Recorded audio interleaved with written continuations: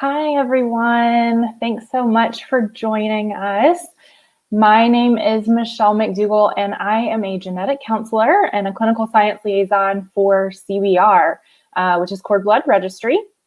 And I am here today to talk to you a little bit about cord blood banking. So we're going to kind of start off pretty basic, talk about what cord blood banking is. I'm going to answer some of the most common questions that we get about cord blood banking, and hopefully answer all of the questions that you have. So let's go ahead and jump in because I have a lot of information I want to share with you guys today. As I mentioned, I am a genetic counselor and I work for CBR. CBR is actually the world's largest cord blood bank. So we have tons of experience with keeping these cells safe and helping families use these cells for medical treatments. And we do lots of education for families like you, but we also focus on a lot of education for your healthcare providers. So I'm going to kind of go through what I think are the most common questions that people have about cord blood banking. And if you have any others, you can definitely type them in the chat feature. I'll kind of keep an eye on that and try to answer as many of those questions as I can. All right, so what are cord blood and cord tissue? Well, to kind of keep it simple, your baby's umbilical cord is made up of tissue and it contains blood. And it really is the leftover blood that's in the umbilical cord and a piece of the umbilical cord itself that we collect and store. And the reason that people would want to store cord blood and cord tissue is that they are both very rich sources of stem cells. And those stem cells can be used in a couple different types of medical treatments. And we'll talk about those in just a moment. Before I do that, kind of want to explain a little bit about what stem cells are. So stem cells are kind of the building blocks of our body. These are very early stage, unspecialized cells that have the potential to either self-renew or they can differentiate or turn into all the little types of cells that make up our bodies.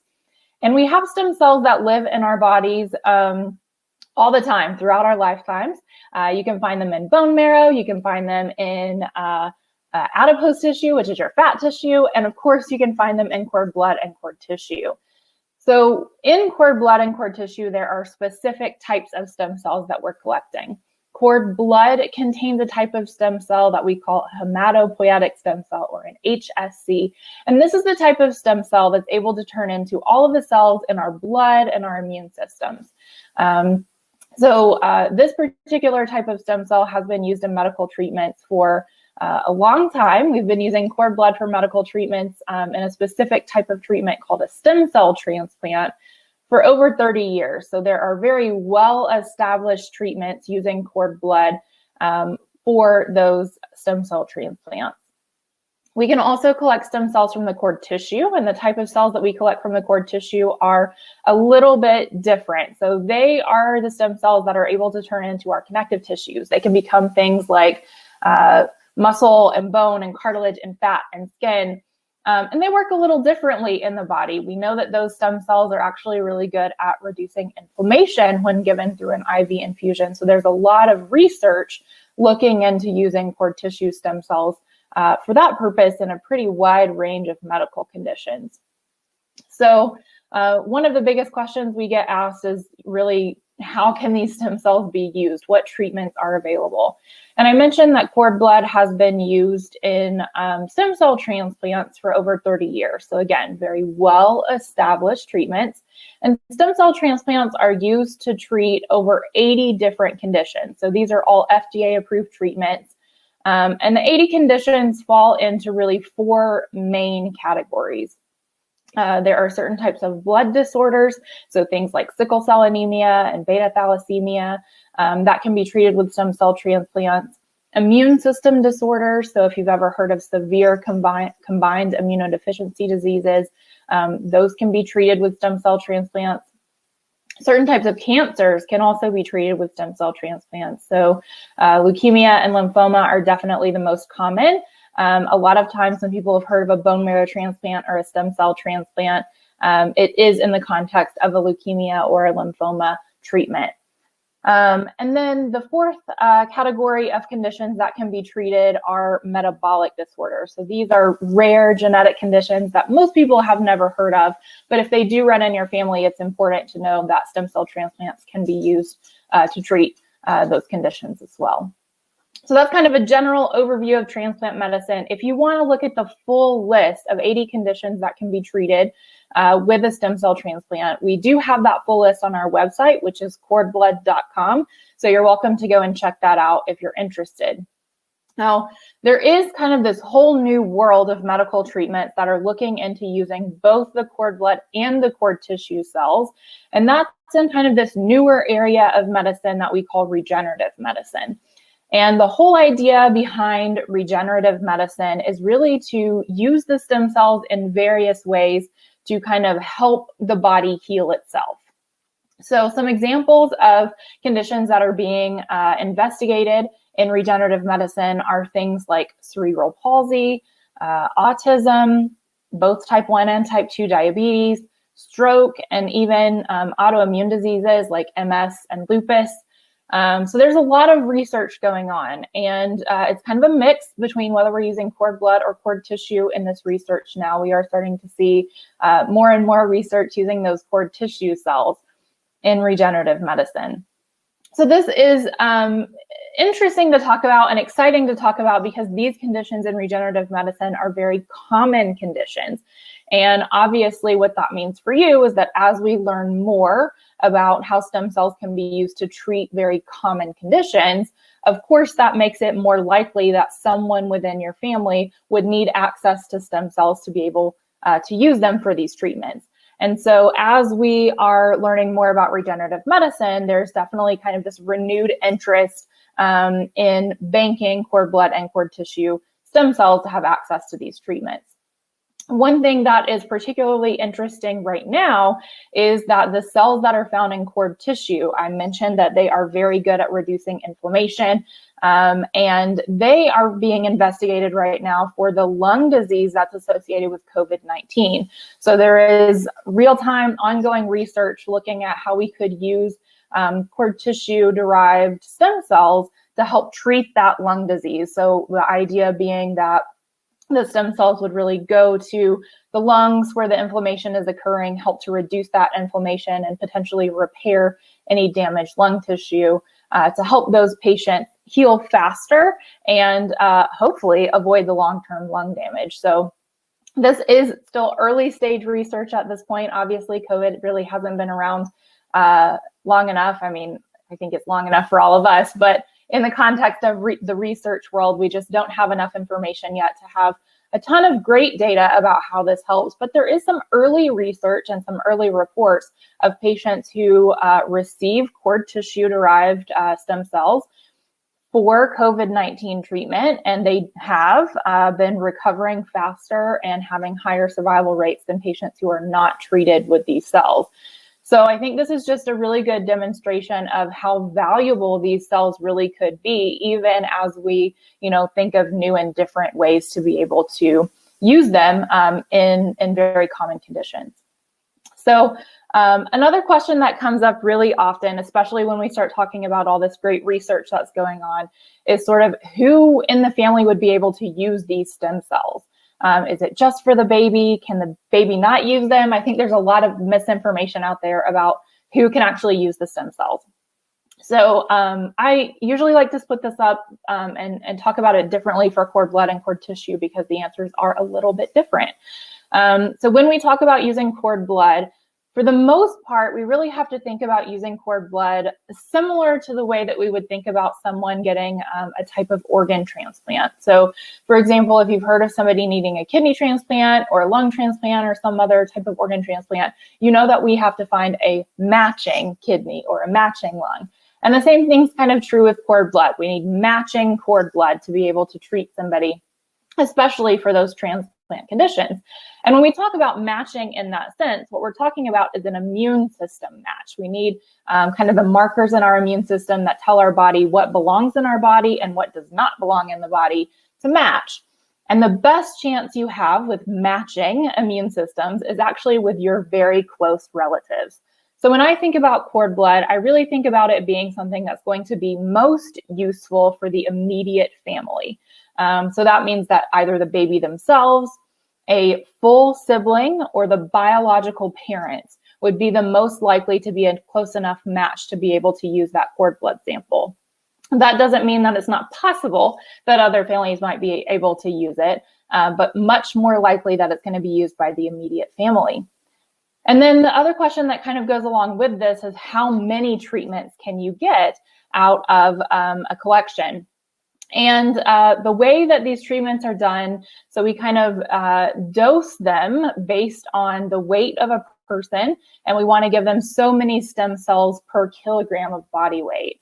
And so when we do a treatment with cord blood, typically a single cord blood collection is going to get us 1, maybe 2 treatments. And that's going to be the same regardless of which cord blood bank you choose to store with.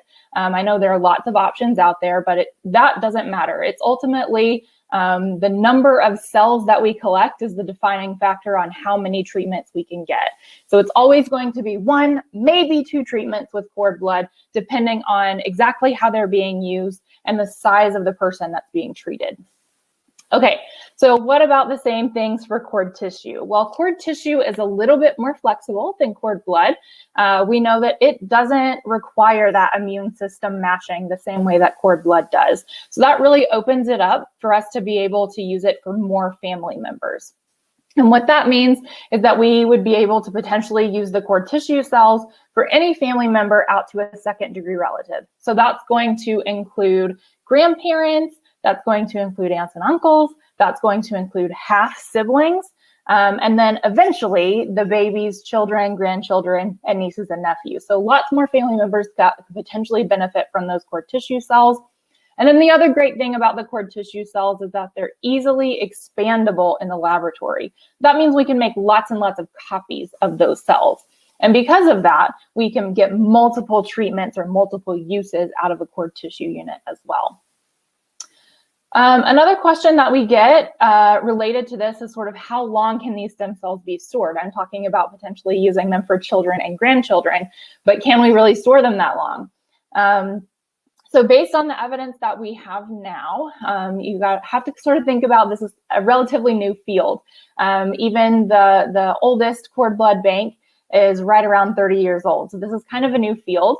Based on what we know so far, we believe that the stem cells can be kept indefinitely, so potentially forever, as long as they remain cryogenically frozen. So they have to be stored at really, really cold temperatures to be able to maintain their viability long term. But as long as that happens, we can really keep them and they would be able to be used whether your family needs them in 5 years or 10 years or 50 years or 100 years, as long as they stay frozen.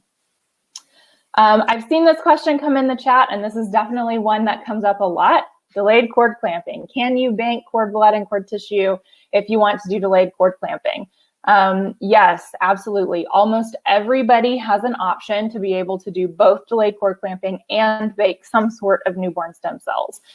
So when we do a cord blood collection, the way that it works is baby is going to be born. And after the baby's born, the provider, your doctor, your midwife will clamp the umbilical cord and then cut the cord. And after the cord has been cut, baby's separated from the placenta, that is when we start a cord blood collection. So some parents want to delay the time and sort of wait a few minutes between the time that baby's born and when we clamp and cut the cord to let more of that blood flow into the baby. But the longer that you delay cord clamping, the less blood there's going to be left over to collect and store at CBR. So there is sort of a balance that needs to be achieved if you want to do both of those things. Most OBGYNs are going to recommend somewhere between a 30 to 60 second delay for cord clamping. And there's good evidence out there that if that's the length of delay you plan to do, it's not really going to impact your cord blood collection very much. So you can definitely do both of those. If you are planning to delay for 2 minutes or longer, that's when we're going to start running into the issue of there's not really going to be enough cord blood left over to collect. So anywhere kind of between that time frame, you could potentially still have the option to do both. But if you do want to do very, very longer delay, so 5 minutes, some people do 10 minutes even, in those cases, we're definitely not going to be able to get cord blood to store, but remember that you can still bank just the cord tissue. We can't do all the same things with cord tissue that we can with cord blood, but it is a way for you to be able to do both the extended delay and be able to bank a source of newborn stem cells. So almost everybody has an option to be able to do delayed cord clamping and also bank a source of stem cells for the family. Some of the other questions we get are sort of just like, what's the process like? How does this work? If I decide I want to do this, what steps do I need to take? It's actually pretty easy. So if you decide that you would want to bank cord blood or cord tissue with CBR, all you'd have to do is either call us or you can go to our website, which I mentioned, cordblood.com, and you can enroll there. Once you enroll, we will send you a collection kit, and you'll just take it with you to the hospital or birthing center, or keep it at home if you're doing a home birth when it's time to deliver the baby. Your OB or your midwife would be the ones who would do the collection. And most providers have done many of these cord blood collections, so they're very comfortable with it. They know exactly what to do. But in the event that the provider has not done it before, we do include instructions with pictures and everything right inside the kit, just in case. But it's a very, very easy procedure for the providers. After baby is delivered, the collection is complete. The provider will give your collection kit back to you. And this is when your partner or your support person would need to call the medical courier. So there's a number right on the outside of the kit where you can call and tell them you're ready for your kit to be picked up. They will come right to the hospital, pick up the kit, and then deliver it to our laboratory, which is located in Tucson, Arizona. Once we receive your sample, you'll get a notification from us letting you know that we got it, it's safe with us. And then after we complete all of our quality testing, you would get a report about the results of that quality testing. So we do communicate with you through that process. We know exactly where your kit is from the time it gets picked up to the courier until it arrives at our lab. And we take great care in keeping these samples safe and making sure that you get the reports about the quality of your sample. Lots of people ask, okay, well, great, this is all great information, but what happens when we need the cells for a treatment? And that's also a very easy process too. All you have to do is call CBR and let us know that the cells are needed for a treatment. We will work with the physician who's treating the person who needs the sample to coordinate the release of the sample to that physician. And if you end up moving to another state or even to another country, that's okay too. We'll keep the cells safe in Tucson until you need them. And whenever they're needed, we can ship them, whether it's to a different state or to a different country. We can just ship them wherever you need them if an appropriate medical need arises. The last couple things I want to touch on are sort of related to the price. I know there's always lots of information about the cost. When you bank with a company like CBR, we are a private bank, or sometimes we're called family banks. And the way that this works is that you own these stem cells and we are keeping them safe until someone within your family needs them. So we can't just release them to anyone in the world. They're only for your family. That's a little bit different than how a public bank would work. In those kind of situations, you are giving up the rights to that unit so that someone who might need it would be able to have it. And that's important too, but that's a different service than what CBR provides. So because we are saving these cells just for your family, there's a one-time processing fee and then a once per year storage fee that would be paid as long as you want to store the sample. The best place to find the most current information about our pricing is on the website. Again, that's cordblood.com. You will find a pricing page there that will let you look at all the different options. So you can see what pricing is like for cord blood only, cord tissue only, or cord blood and cord tissue. And you can also look at options for doing 18 years of storage up front, lifetime storage up front, and sort of payment options for all of those. You'll see that there's a place for a promo code. Right now, we do have a promotion going on. And the promo code for that is COZY, C-O-Z-Y. This is good through the end of the month. So make sure you use that promo code if you go to cordblood.com to check out the pricing options. And the other thing I want to mention is that we do have a booth here at the Prego Expo. We do have a couple of CBR representatives who are live in the booth right now. If you have other questions or you want to kind of continue a discussion or ask anything specific about your situation. And I'm also going to hop in the booth and join for probably about the next 30 minutes or so, just in case any of you have questions that you want to follow up on with me there. So please come and join us. We can continue the conversation. I see that there are lots of great questions that were asked that I didn't really have time to get to here, but we can definitely make sure you get your questions answered if you come on over to the CBR booth. So thank you guys so much for your time. Thanks for joining. Congratulations on your pregnancies. And we look forward to talking to you at the CBR booth. Thank you.